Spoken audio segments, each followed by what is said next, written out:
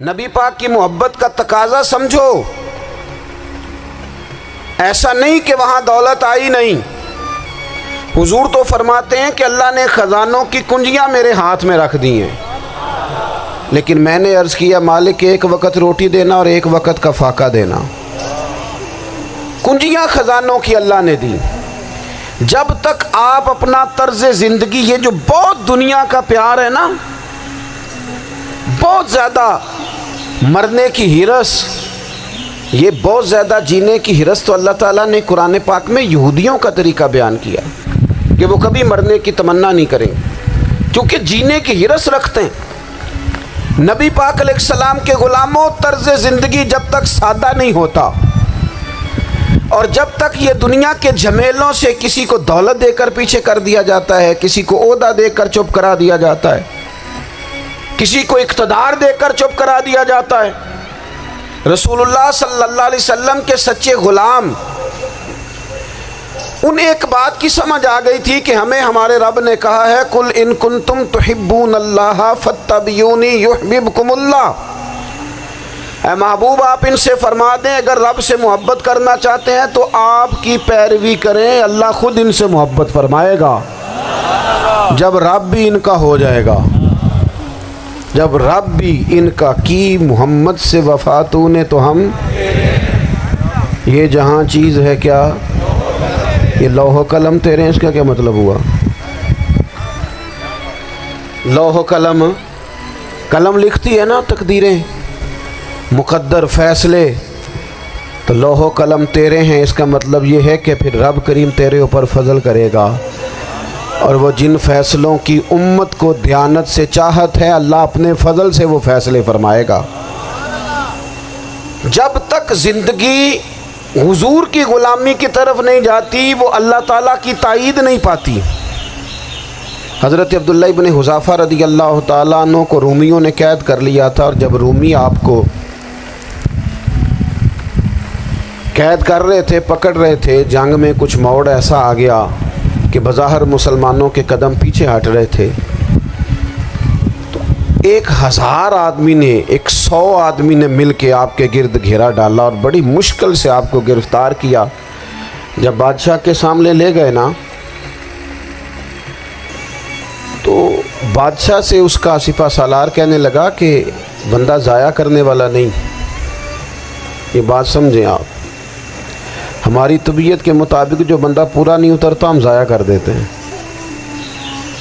حالانکہ اگر آپ کو مخالف صف میں بندہ کام کا نظر آئے تو آپ غور فرمائیں کہ یہ ہمارے قافلہ محبت میں کیسے شامل ہو سکتا ہے، اس کے لیے جد و جہد کریں تاکہ اس سے کام لیا جا سکے۔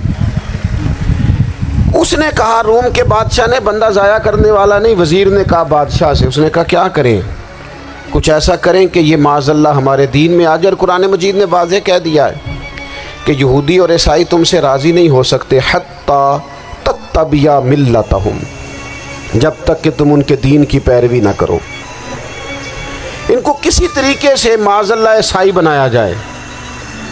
تو بادشاہ کہنے لگا 2-3 چیزیں ہیں جس سے کوئی بندہ بھی خریدا جا سکتا ہے، کر لیتے ہیں بات۔ اس نے سب سے پہلے حضرت عبداللہ ابن حذافہ سے کہا کہ جتنے پیسے آپ کہیں گے آپ کو ملیں گے، آپ اس دین میں آ جائیں معاذ اللہ۔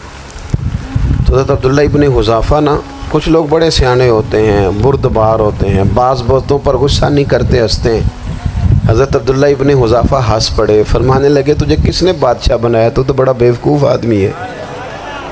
اس نے کہا کیا مطلب؟ فرمانے لگے نادان میں تو تلوار لے کے میدان میں آیا ہوں، مجھے دولت کمانی ہوتی میں تجارت کرتا، میں تجارت نہیں کر رہا، میں تو شہادت کے لیے نکلا ہوا ہوں، اور تو مجھے کہہ رہا ہے پیسے لے لے، کو عقل کی بات کر۔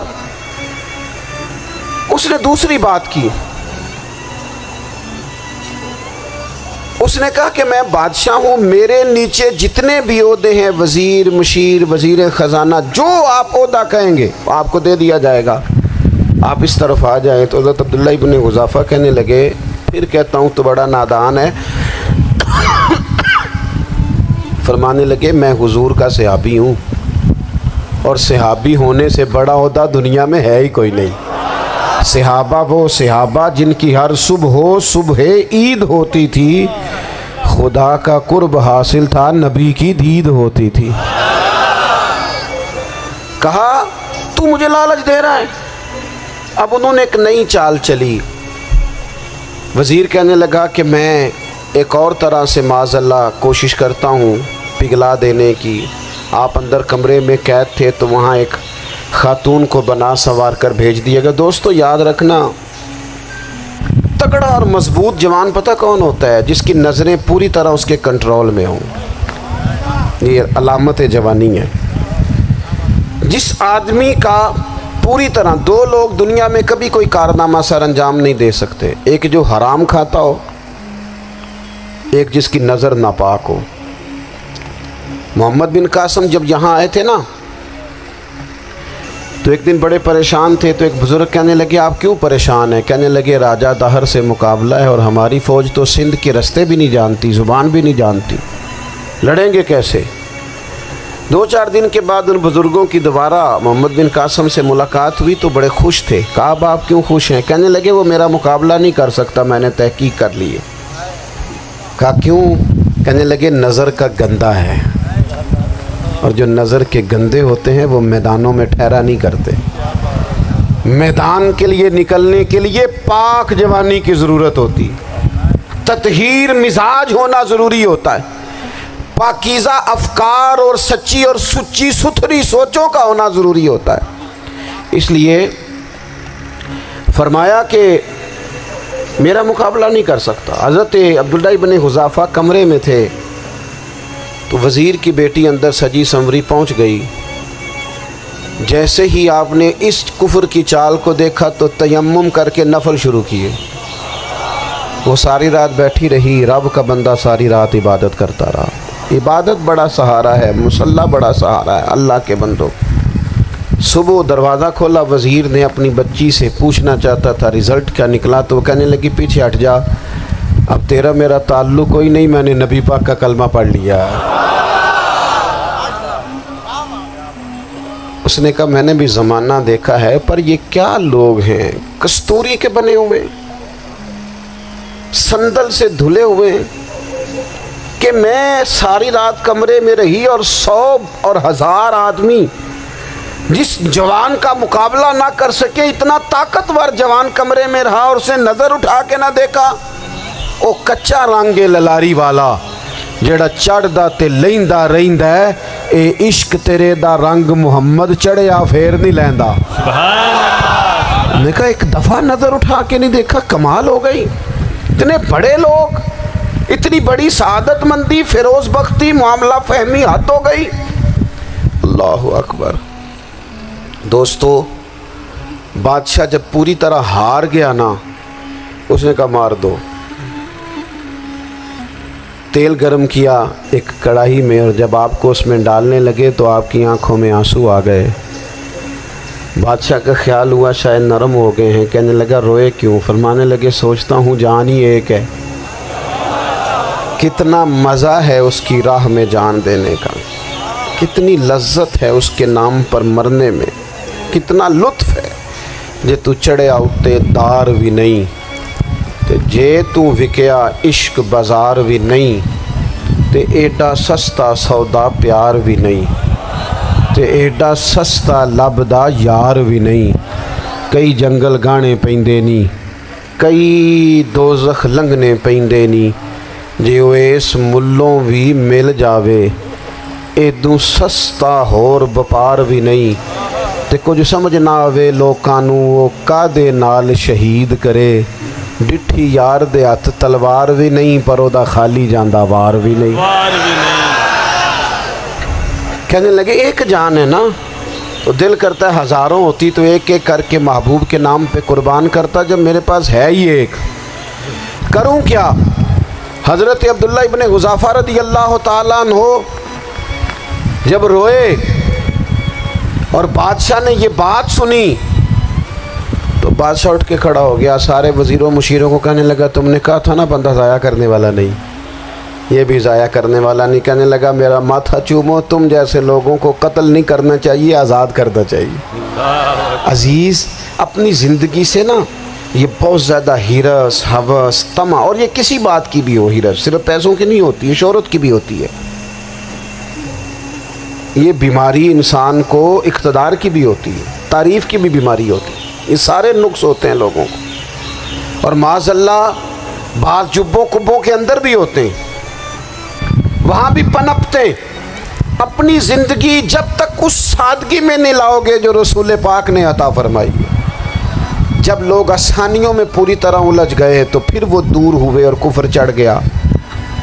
دوسری بات، اللہ کے محبوب صلی اللہ تعالی علیہ وسلم کی محبت ہم سے تقاضا کرتی ہے کہ ہم اس مشن کے لیے کام کریں جس مشن کے لیے رسول پاک نے کام فرمایا ہے۔ ہم سارے کام بڑی مضبوطی سے، سوچ سمجھ کے، تدبر سے، حکمت سے، تقاضوں کو مد نظر رکھتے ہوئے کرتے ہیں سارے کام۔ دین کے کام میں ہمارا مزاج نہیں ہوتا، او ہو جائے گا جی، آپ بسم اللہ پڑھیں جی، شروع کریں جی۔ آپ تقاضوں کو سمجھیں، چیزوں کو دبائیں نہیں، چیزوں پر غور کریں۔ کسی کے ذہن کی سطح پر سوال ابھرتا ہے، اس کا تسلی بخش جواب دیں۔ اپنی زندگی میں دین کے کام کے لیے اپنے آپ کو وقف کریں، اور دین کے کام کے بہت سارے پہلو ہیں۔ ہزاروں لوگوں کو قرآن پاک ٹھیک پڑھنا نہیں آتا، ہزارہا لوگ ہیں جو قرآن مجید کے مطالب سے آگاہ نہیں ہیں، دین کی بنیادی ضروریات سے لوگ نابلد ہیں۔ میں آپ کو کس طرح یہ بات سمجھاؤں کہ ہزاروں کی تعداد میں طلاقیں اس لیے ہوتی ہیں کہ مردوں کو طلاق کے مسئلے نہیں آتے، انہیں پتہ نہیں ہے کہ مجھے حقوق زوجین کے معاملے میں کیسے چلنا ہے۔ ڈھیر سارے گھروں میں تباہی اس لیے ہے کہ تربیت اولاد کا دینی منہج ہمیں نہیں پتہ۔ اپنا حصہ ملائیں دین کے کام میں۔ ایک آدمی کو اگر تو نمازی کرنے میں کامیاب ہو گیا، تیری زندگی بدل گئی۔ وہ دین بیزار لوگ جو ہمارے بیچ بیٹھ کے ہماری نوجوان نسل کو پگڑی اور داڑھی کا نام لے کے بنیادی طور پر دین سے دور کرتے ہیں، ایسے نوجوانوں کو دین کا پیغام محبت دے کر دین کے قریب کرنا ہماری ڈیوٹیوں کا حصہ ہے۔ ہمیں ذمہ داری کا احساس کرنا پڑے گا، ہمیں یہ خاص قدم اٹھانا پڑے گا، توجہ دینی پڑے گی۔ مساجد، مدارس، میں آپ سے عرض کروں، اتنی ڈٹ کے مخالفت ہوتی ہے نا مدرسوں کی، اتنی ڈٹ کے۔ میں ادارہ چلاتا ہوں، اس کے چلانے میں جو مشکلات ہیں وہ تو ہم بتا نہیں سکتے آپ کو، اس لیے کہ میری قوم، میرا اس قوم سے تعلق ہے جو نعت خواں امیر کرنا چاہتی ہے، مدرسے نہیں، ہاں نقیب خطیب پیدا کرنا چاہتی ہے، شعر و شاعری کی زندگی کو پروان چڑھانا چاہتی ہے۔ فقط ہمارا ان لوگوں سے تعلق ہے جو لاکھوں کروڑوں روپیہ محافل پہ لگائیں گے، اور قاری صاحب بیچارے اگر مسجد کا کوئی ہونے والا کام کسی وقت بتا دیں گے تو وہ بڑی مشکل آ جائے گی ان کے لیے۔ یہ کیسے ہو سکتا ہے، آپ نے یہ ڈیوٹی بتا دی؟ مدارس اور جتنا اہم رول دین کو پھیلانے میں مدارس اسلامیہ کا ہے، اتنی زبردست، لوگوں کا خیال ہوتا ہے میری طرح کے لوگ شاید کام کرتے ہیں، ڈیوٹی کرتے ہیں۔ یہ 10-15 لوگ آپ کو نظر آتے ہیں جو آپ کو کہیں میڈیا پر یا ادھر ادھر ڈیوٹی کرتے، مخلص لوگ اپنی جگہ پہ وہ بھی بڑا ہی کام کر رہے ہیں، جو میڈیا پہ آ کے بھی اخلاص سے اور درد دل سے کو دین کی، ان کی بھی کسی بات کی حوصلہ شکنی نہیں، لیکن ہزارہا اساتذہ جو مدارس میں بیٹھ کے پڑھاتے ہیں، جنہوں نے وہ سارے لوگ تیار، آپ سمجھ نہیں سکتے کتنا بڑا کام۔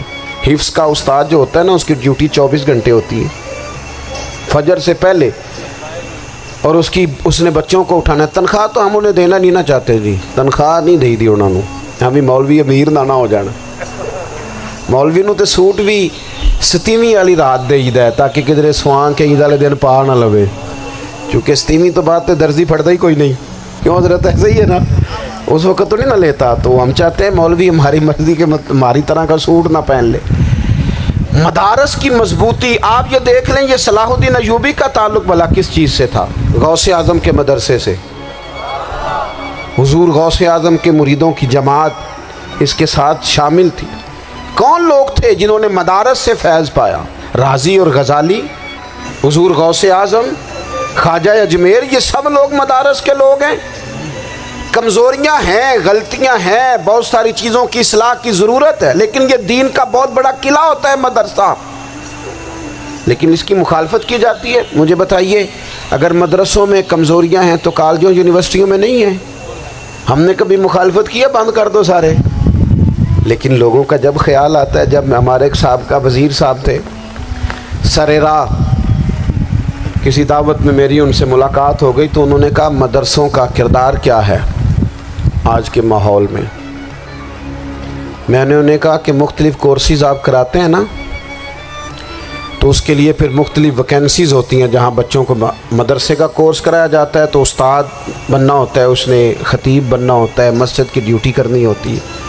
میں نے کہا بالکل کوئی حکومت سرپرستی نہیں کرتی، لیکن اللہ کا فضل ہے، کبھی آپ نے حکومت سے سنی ہے جس میں جمعے والے دن مولوی نہ ملا ہو جمعہ پڑھانے کے لیے؟ کبھی آپ کو رمضان میں ایسی مسجد ملی ہے جس میں قرآن مجید سنانے کے لیے حافظ نہ ملا ہو؟ یہ ہو سکتا ہے کسی حافظ کو مسجد نہ ملے۔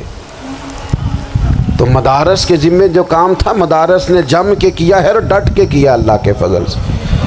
اور مدارس کے لوگوں کو بھی کمزور نہیں پڑنا چاہیے، کبھی کسی وزیر مشیر مالدار کے روب میں نہیں آنا چاہیے، قطعاً نہیں۔ کیوں؟ کہ یہ وہ عظیم لوگ ہیں رسول اللہ صلی اللہ علیہ وسلم کے دین کے غلام، کہ ابھی ایک لفظ نہیں پڑھا ہوتا الف با تا سا، پہلے دن گھر سے نکلتے ہیں تو حضور فرماتے ہیں اللہ کے فرشتے ان کے پیروں کے نیچے پر بچھا بھی دیتے ہیں، پہلے دن اتنا بڑا اعزاز ملتا ہے۔ تو حضور کی محبت کا تقاضا ہے دین کا کوئی کام کیا جائے۔ ایک خاتون مسجد نبوی شریف میں جھاڑو دیتی تھی، پر کوئی کام تو کرتی تھی نا۔ اور کس مسجد میں؟ جہاں 70,000 فرشتے صبح آتے ہیں 70 شام آتے ہیں، اس مسجد میں وہ خاتون جھاڑو دیتی تھی۔ بخاری ہے، جب ان کا انتقال ہو گیا صحابہ نے سوچا کہ حضور کو تکلیف ہوگی، بغیر بتائے جنازہ پڑھ دیا۔ حضور صبح تشریف لائے، تازی قبر دیکھی، اور محبوب وہ ہیں جو فرش پہ کھڑے ہو کے عرش کی خبریں دیتے ہیں۔ نبی پاک علیہ الصلوۃ والسلام نے فرمایا کہ مجھے اطلاع کیوں نہیں دی اس کے انتقال کی؟ یہ کرم دیکھو، کوئی ڈیوٹی تو کرتی تھی نا یار، پر خلوص سے، پر پیار سے، پر اللہ کو راضی کرنے کے لیے، پر درد دل سے۔ اور دین کی ڈیوٹیاں کرنے والے دوستو سنو، حضور صبح آئے، قبر کو دیکھ کر فرمایا مجھے کیوں نہیں بتایا؟ یا رسول اللہ آپ کو تکلیف دینا مناسب نہ جانا؟ تو قبر پہ کھڑے ہو کے حضور نے فرمایا صف بناؤ میں دوبارہ جنازہ پڑھاؤں گا، صف بناؤ میں دوبارہ جنازہ پڑھاؤں گا۔ کوئی ڈیوٹی تو۔ تیسرا تقاضا حضور کی محبت کا، سمجھو میں بس بڑی جلدی بات سمیٹنے لگا ہوں، حضور کی امت سے پیار کرو، یہ نبی پاک کی محبت کا تقاضا ہے۔ حضور اس بندے سے بڑے راضی ہوتے ہیں جو حضور کی امت سے پیار کرتا ہے۔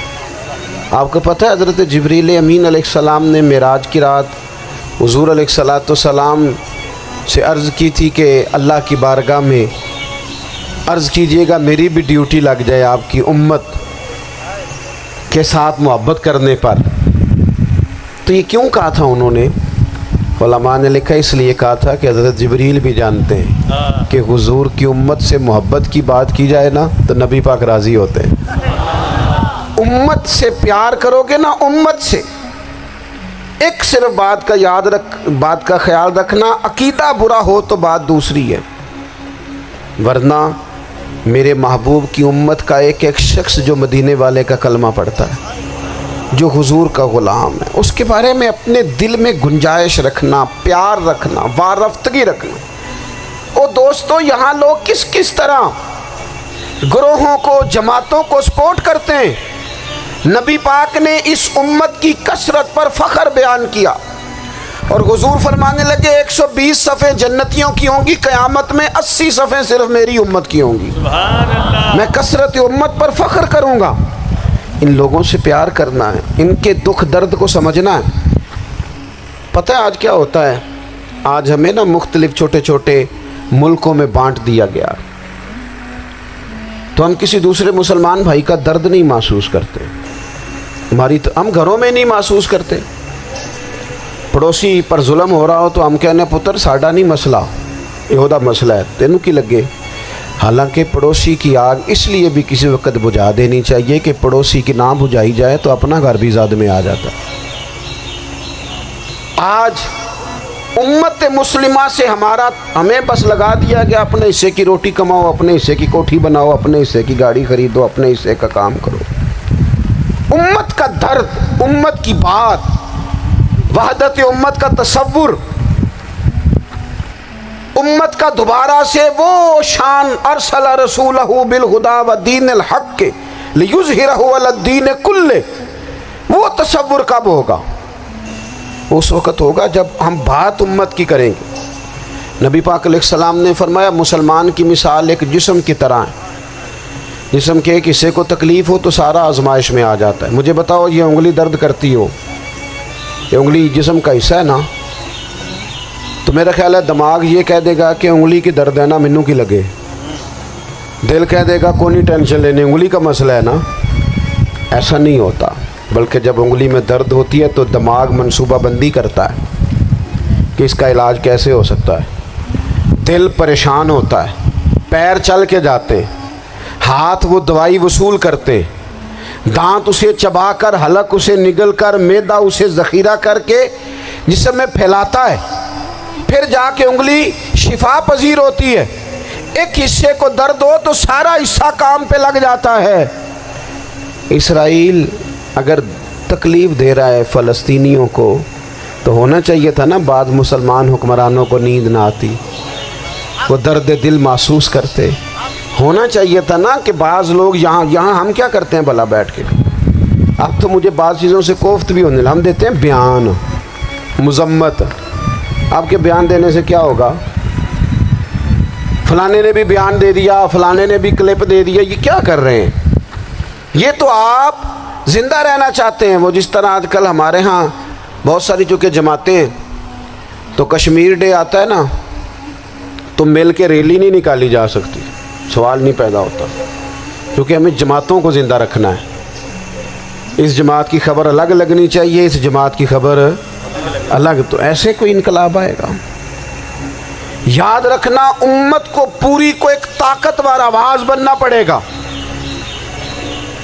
ہمیں تھوڑا تھوڑا اوپر اٹھ کے سوچنا پڑے گا۔ خدا را اللہ تعالیٰ مجھے معاف کرے اگر کوئی بات میں سطحی کر رہا ہوں، دل کی گہرائی سے عرض کرتا ہوں اب تو بڑا سخت وقت آ گیا، اب چونکہ اب تو کیمرے کی آنکھ آئی ہے تو وہ زخمی بچے دیکھے نہیں جاتے، وہ تڑپتی مائیں دیکھی نہیں جاتی، وہ سسکتی اور آواز دیتی بیٹیاں سنی نہیں جاتی، وہ آوازیں ایسی ہیں جیسے وہ رات کے سناٹوں میں چیخیں بن کے لوگوں کو جگایا کریں گی۔ خدا را کچھ جرم ایسے ہوتے ہیں جن کی سزائیں بڑی سخت ہوتی ہیں، جن کی معافی بڑی مشکل سے ہوتی، اپنے اندر جذبہ ایمانی پیدا کریں۔ اور میرے دوستو بستر پر بھی تو لوگ ماری جایا کرتے ہیں، اپنی زندگی رسول اللہ صلی اللہ علیہ وسلم کے دین کے نام کرو، جذبہ جہاد، شوق شہادت اور عشق رسول، یہ عناصر ہیں جو امت مسلمہ کو پیروں پر کھڑا کریں گے۔ 2 منٹ کے لیے سوچو، امت اگر اسی طرح کٹتی رہی، پریشان رہی، دکھتی رہی اور باری باری کر کے، اقبال نے کیا کہا تھا؟ اس نے کہا تھا وطنوں میں، انہوں نے کہا تھا کہ ان تازہ خداؤں میں بڑا سب سے وطن ہے، جو پیرہن اس کا ہے وہ مذہب کا کفن ہے۔ تو اقبال ہم کیا کریں؟ کہنے لگے بازو تیرا توحید کی قوت سے قوی ہے، اسلام تیرا دیس ہے، کیونکہ تو مصطفی ہے، تو بحیثیت مسلمان سوچنا شروع کر، بحیثیت مسلمان، اور یوں تو سید بھی ہو، مرزا بھی ہو، افغان بھی ہو، تم سبھی کچھ ہو، بتاؤ کہ مسلمان بھی ہو، تمہارے اندر کہیں سے کوئی مومن بھی بولتا ہے کہ نہیں؟ علاقائی تعصبات اور ملکی سرحدوں میں قید ہو جانے والوں، تم ایک نبی کی امت ہو۔ کیوں نہیں سمجھتے جب کشمیر کی بیٹی روتی ہے تو مدینے والے محبوب پاک علیہ السلام کی امت کی بیٹی روتی ہے، جب فلسطین کی بیٹی روتی ہے تو امت کی بیٹیاں روتی۔ خدا را کچھ درد دل اپنی طبیعت میں پیدا کریں۔ میں حکمرانوں کی بات نہیں کرتا، میں تو عام لوگوں سے ایسے تبصرے سنتا ہوں جو نہیں کرنے چاہیے۔ وہ نہیں جی نہیں، دوسرا رخ بھی دیکھو، عام آدمی اٹھ کے، عام لوگ بھی یہ خطرناک سوچیں اور ان سے خوفناک نتائج برآمد ہوں گے۔ تو 3 باتیں میں نے آپ کی خدمت میں عرض کی ہیں۔ ایک تو کوشش کریں اپنی زندگی کے اندر کہ زندگی کو سادہ کریں، پیسہ ضرور کمائیں لیکن پیسے سے پیار نہ کرو، پیار تو مدینے والے رسول سے کرنا۔ دولتیں، ہرس، ہوس، طمع، ان سے باہر آؤ۔ اور دوسری گزارش آپ کی خدمت میں یہ عرض کی ہے، کچھ نہ کچھ دین کا کام، اور اس میں بھی شہرتوں سے بچتے ہوئے، تصویروں سے بچتے ہوئے۔ میں ہر محفل میں شاید کہتا ہوں میری فوٹو آ رہی ہے اور لائیو آ رہا ہے اور فلاں ہو رہا ہے، لیکن اس محفل کا خوبصورت انسان وہ ہے جو سب سے پیچھے بیٹھا ہے، وہ کسی فوٹو کے لیے نہیں آیا۔ اور میں ڈھیر سارے لوگ دیکھ رہا ہوں، یہ جو آگے بیٹھ جاتے ہیں بعض اوقات 5 7 10 لوگ، یہ بڑی تصویر سازی کرتے ہیں، لیکن جو پیچھے بیٹھے ہوتے ہیں ان کی کوئی فوٹو نہیں آتی۔ اور میں نے بہت سارے لوگوں کو دیکھا ہے کبھی موبائل کو ہاتھ بھی نہیں لگاتے، لیکن جن کے لیے آئے ہیں انہیں تو پتہ ہے نا کون کون آیا ہے۔ اور کچھ دین کے لیے کریں۔ اور تیسری گزارش آپ کی خدمت میں یہ ہے کہ امت بن کر بھی ضرور سوچیں اور امت کے دکھوں کا مداوع بھی کریں اور امت مسلمہ کا درد بھی اپنے سینے میں ضرور محسوس کریں۔ اللہ تعالی ہماری اس بزم کو جی ایک بات اور سن لیں جی، نبی پاک علیہ الصلوۃ والسلام نے ارشاد فرمایا، لائیں جی، حضور سید عالم علیہ الصلوۃ والسلام نے ارشاد فرمایا کہ جب تک بندہ اللہ کے بندوں کی مدد میں رہتا ہے نا، اللہ بھی اس کی مدد کرتا رہتا ہے۔ یعنی اگر آپ امت کے لیے سوچتے ہیں، کوئی امت کے لیے فکر پیدا کرتے ہیں، کچھ امت کی سوچیں لاتے ہیں تو اللہ بھی مدد فرمائے گا۔ اور یہ بات اچھی طرح یاد رکھیں، جب بھی بندہ کوئی ایسا کام کرتا ہے نا جو خالص اللہ کی رضا کے لیے ہو تو رب کی مدد ضرور آتی ہے۔ وَلَقَدْ نَصَرَكُمُ اللَّهُ بِبَدْرٍ وَأَنْتُمْ أَذِلَّةٌ، تو یہ کام کریں گے تو اللہ کی مدد بھی آئے گی۔ اللہ توفیق عطا فرمائے۔ وَمَا عَلَيْنَا إِلَّا الْبَلَاغُ۔